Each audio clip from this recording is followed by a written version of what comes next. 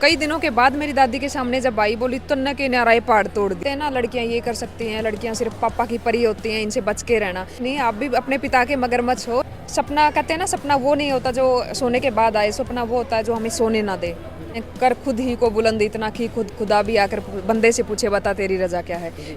फिर मेरा मतलब इतना इंटरेस्ट बन गया था कि करना है तो खो खो ही करना है। कि मैं कहूँगी कि 13-14 साल की है। आने वाले 5-6 साल में आप देखना, 5-6 नहीं तो मतलब नेक्स्ट जो ओलंपिक हो गए, अब हमारा खो खो ओलंपिक तक जाएगा सर। जैसे आपके गांव में कितनी लड़कियां खेल रही हैं? अभी मेरे गांव से 37 बच्चे जो है वो डी ग्रुप में लगे हुए हैं सर, खो खो के बेस पे लगे। नमस्कार साथियों, मैं प्रवीण मंगाड़ी और आप देख रहे हैं आपका अपना चैनल स्ट्रॉन्ग हरियाणा। आज हमारे साथ है भाई दो स्पोर्ट्स पर्सन, तो उनसे खास चर्चा करेंगे। बता दें आपको, परिचय के भी मोहताज नहीं है। आप शायद अगर थोड़ी बहुत भी दिलचस्पी स्पोर्ट्स में रखते हो तो आपको बता दें कि मीनू डाटा और मीनू बिठमड़ा ये खो खो प्लेयर है और ये माउंट एवरेस्ट फतेह की थी उन्होंने। और इन दोनों से इनके अनुभव है, किस प्रकार से इन्होंने जो है गेम में एंट्री की, किस प्रकार से जो है इनका अब तक का जितना जो कैरियर रहा है किस प्रकार से रहा है। अगर कुछ करोगे तो उस मुकाम तक पहुंचोगे जहां पर मीनू जो है बिठमड़ा पहुंची है। तो इनसे खास बातचीत कर लेते हैं। नमस्कार जी मीनू जी। नमस्कार सर। तो आपकी कैसी स्टार्टिंग हुई इस गेम से, थोड़ा विस्तार से बताओगे? देखिए, जैसे मैं पहले जो इंटरव्यू उनमें भी बताया था मैंने कि हमारे गांव में ज़्यादा क्या बॉयज़ कबड्डी खेलते थे, गर्ल्स मेरे स्कूल में बताती हूँ खो खो ही खेलती थी ज़्यादा। तो वैसे नॉर्मली जाती थी मैं, तो मैंने उनको देखा, उनसे इंस्पायर हुई मैं, मुझे अच्छा लगा। फिर मेरा मतलब इतना इंटरेस्ट बन गया था कि करना है तो खो खो ही करना है। आपने ये बताया कि मतलब क्या है, पहले खेला जाता था, आप भी बोल दोगे कि हमने स्कूल में खेला है। उस टाइम पे क्या था, खो खो का इतना फ्यूचर ब्राइट नहीं था, लेकिन आज के दिन खो खो का फ्यूचर बहुत ब्राइट है। जो बच्चे, मैं कहूँगी कि 13-14 साल के हैं, आने वाले 5-6 साल में आप देखना, 5-6 नहीं तो मतलब नेक्स्ट जो ओलंपिक हो गए, अब ओलंपिक हो गए हमारे 28 में होंगे, जो नेक्स्ट ओलंपिक हो गए उसमें हमारी खो खो 110% शामिल होगी। और जो पेरेंट्स कहते थे कि खो खो में कुछ नहीं है क्योंकि आगे इंटरनेशनल लेवल नहीं है इनका, तो मैं उनको भी यही कहना चाहूँगी कि जो ये कहते थे कि इंटरनेशनल लेवल नहीं है, आज मैंने करके भी दिखाया है, इंटरनेशनल लेवल पे भी खेली हूँ। और वो भी मैं ये नहीं कहती कि खो खो में भेजो, जिस चीज़ में बच्चे का इंटरेस्ट है, गेम में है चाहे स्टडी में है, उसको मतलब उसको मोटिवेट करो, ना कि डीमोटिवेट करो। कई बच्चे होते हैं, जैसे आजकल क्या है, बच्चे स्टडी कम करते हैं, खासकर बॉयज़ को मतलब देखती हूँ, तो क्या वो अपना गेम पे भी फोकस कर सकते हैं अगर करना चाहिए। खो खो की बात आती है, थोड़ी एजिटेशन सी होती है, चाहे फैमिली हो या कोई और हो, कोई एक मिनट में आपकी बात पूरी करूंगा, क्योंकि इस फ्यूचर को देखते जैसे आपने जिक्र किया भी भविष्य नहीं है और नहीं था सर, अब नहीं था, मतलब आपकी बात बड़ी कर देता हूँ, नहीं था। तो उसके लिए मतलब बहुत से स्पोर्ट्स है, जैसे फुटबॉल है, फुटबॉल में हमारे जो हरियाणा की काफ़ी लड़कियाँ खेल रही है, जैसे क्रिकेट है सर, बहुत और क्रिकेट है। तो खो खो की बात करें तो अभी जो कितना आगे इसको आप ले के जाना चाह रहे हैं? सर मैं तो कहूँगी कि हमारा खो खो ओलंपिक तक जाएगा सर। जैसे आपके गांव में कितनी लड़कियां खेल रही हैं? अभी मेरे गांव से 37 बच्चे जो है वो डी ग्रुप में लगे हुए हैं सर, खो खो के बेस पे लगे हुए हैं। और फिलहाल मेरे ग्राउंड पे होंगे हम 25-30 लड़कियां, मतलब टोटल मेरे ग्राउंड पे क्या 100 बच्चे हैं सर। छोटे बच्चे भी हैं, बड़े भी हैं और हमारे सीनियर्स भी हैं।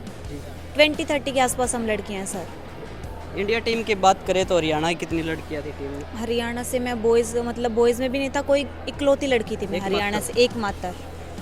जी सर। तो जिस प्रकार से आपने एक इंडिया का नाम रोशन, हरियाणा का नाम रोशन किया है, तो हरियाणा सरकार से कुछ उम्मीद है?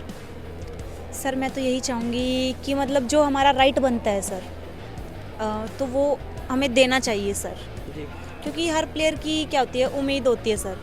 जैसे पहले जो ओलंपिक प्लेयर थे उन्हें डायरेक्ट लगाया जाता था, डीएसपी होता है, डिप्टी डायरेक्टर होता है, ये सब पोस्ट दी जाती थी। तो मैं भी गवर्नमेंट से यही मतलब कहना चाहूँगी कि जो हमारा राइट है सर वो हमें देना चाहिए। तो घर वालों का क्या, किस प्रकार से सहयोग रहा है आपका? देखिए सर, मैं बताऊँगी, मेरे जो फैमिली का है वो सपोर्ट हमेशा से ही रहा है मेरे साथ। मतलब कभी पहले इतना वो नहीं था, फिर भी उन्होंने ये नहीं कहा कि आप खो खो मत खेलो क्योंकि इसका फ्यूचर नहीं है। उन्होंने मेरे को फिर भी सपोर्ट किया कि जो तेरे को करना है तू कर, मतलब होता है ना कि बेटा जो तेरे को करना वो कर, हम सपोर्ट करेंगे। तो फैमिली का सपोर्ट बहुत रहा मुझे, और मुझे गाइडलाइन करने वाले मेरे डायरेक्टर संजय सर थे, राजेश कोच जी है, और India coach Munni zone ma'am है, मोनू दलाल सर है, महेंद्र है हमारे सेक्रेटरी। मतलब उन्होंने गाइडलाइन भी किया था सर। वो बोलते हैं ना, स्टार्टिंग में मेरे को गाइडलाइन बहुत अच्छी मिली। तो शुरुआत स्कूल से की थी? हाँ, स्टार्टिंग स्कूल से सर। अभी मैं स्कूल में ही प्रैक्टिस करती हूँ। स्कूल के ग्राउंड से लेकर और इंडिया टीम तक पहुंचना किस प्रकार से आपका अनुभव रहा है? देखिए सर, मैं मोटा बताऊंगी, मोटा। हाँ देखो, स्ट्रगल तो हर बंदे को करना पड़ता है सर अपनी लाइफ में। चाहे वो बोलते हैं ना गृहिणी हो, वो भी अपनी लाइफ में स्ट्रगल करती है सर। स्ट्रगल करके ही हम आगे पहुंचते हैं सर। जो छोटी मोटी होती है हमारी लाइफ में, वो आती जाती रहती है, तो उनसे हमें कभी डिमोटिवेट नहीं होना चाहिए। मतलब गिव अप नहीं करना चाहिए सर कभी भी। कोई भी परिस्थिति आए, हमें उन्हें संभाल, मतलब उनसे निकल कर चलना चाहिए। कोई भी, जैसे प्लेयर्स बहुत होते हैं, इंजरी हो जाती है सर, मैं बताऊंगी गेम में, तो क्या होता है कई प्लेयर मतलब गिव अप कर जाते हैं। तो मैं उनको कहूँगी गिव अप नहीं करना चाहिए कभी भी। तो हमारे साथ थी मीनू जो है बिठमड़ा, अभी मीनू डाटा जी है, इनसे भी खास बातचीत करेंगे। नमस्कार जी। नमस्कार। आपका अनुभव किस प्रकार रहा है? एवरेस्ट फतेह किया है आपने, तो एक डिटेल से बताओगे मेरी विस्तार से? जर्नी बहुत बड़ी है। कभी फुर्सत में मिलेंगे और लंबा टाइम मिलेंगे तो उस टाइम पे बताऊंगी। आज मैं मोटा मोटी बताती हूँ कि जो लोग ये समझते हैं कि लड़कियां लड़कों से कम हैं, तो मीनू बहन मेरी छोटी बहन है, ये बहुत बड़ा एग्जाम्पल है हमारे हरियाणा ही नहीं बल्कि हमारे इंडिया के लिए। ये दूसरी मीनू आपके सामने खड़ी है, तो ये भी एक बहुत बड़ा उदाहरण है। कहते हैं ना, लड़कियां ये कर सकती हैं, लड़कियां सिर्फ पापा की परी होती हैं, इनसे बच के रहना। तो मैं उन सभी भाइयों को भी ये कहना चाहूँगी, भाई पापा की परी नहीं, आप भी अपने पिता के मगरमच्छ हो, लेकिन लड़कियाँ किसी भी फील्ड में कम नहीं हैं। ज़मीन से लेकर, कहते हैं ना, फर्श से हर्श तक जो लड़कियां कर रही हैं, शायद वो लड़के भी ना कर सकें। तो बस ज़्यादा आपको कुछ नहीं किसने मोटिव किया? स्टार्टिंग में आपने कहाँ से स्टार्टिंग की और जब आप कहाँ तक पहुँचे हो, इस विस्तार से थोड़ा सा बता दें। मेरा बैकग्राउंड स्पोर्ट्स से ही रहा है, और 2021 में मेरा ताइक्वांडो में जब गोल्ड आया था, तो उस टाइम पे मेरी दादी ने बोला था, वो न्यूज़पेपर की मतलब जो पिक्चर्स थी वो मैंने छिपानी पड़ी थी। तो कई दिनों के बाद मेरी दादी के सामने जब आई, बोली तन्ना के नाराय पहाड़ तोड़ दिया। तो उस टाइम पे वो एक, कहते हैं ना, जहन में एक टीस सी बैठ गई कि भाई वो पहाड़ तो तोड़ के ही देखना पड़ेगा, क्यों कर टूटेगा। तो शायद मेरे मन में यूँ आया कि आज मेरी जो एक बुजुर्ग दादी जी मेरे को ये कह रही है, तो ताकि आने वाली जनरेशन को ये बात ना सुननी पड़े। उसी टाइम मैं सोच लिया, मैंने बहुत सारा सर्च किया गूगल पे, यूट्यूब पे, कहीं ना कहीं से कुछ ना कुछ निकलता रहा। और मेरे सीनियर्स जो एडवेंचर वाले बच्चे हैं, उनसे भी मैंने सपोर्ट लेने की या हेल्प लेने की कोशिश की, हालांकि उन्होंने किसी ने सपोर्ट नहीं किया। मैं आज जो भी हूँ खुद के बलबूते पे हूँ। अपने पेरेंट्स, मम्मी पापा, भाई भाभी, चाचे ताऊ हैं, मेरी ये जॉइंट फैमिली है, उनकी वजह से हूँ। और दूसरा मैं बताना चाहूँगी कि अगर कामयाबी हासिल करनी है, कामयाबी का कोई शॉर्टकट नहीं होता। कंटिन्यूटी, स्टार्टिंग से जिस फेज़ में आप काम कर रहे हो, लास्ट तक उसी फेज़ में आप उसी एनर्जी के साथ काम करते रहो, कामयाबी एक दिन आपको ज़रूर मिलेगी। यहाँ तक पहुँचाने के लिए मुख्य भूमिका किसी की रही?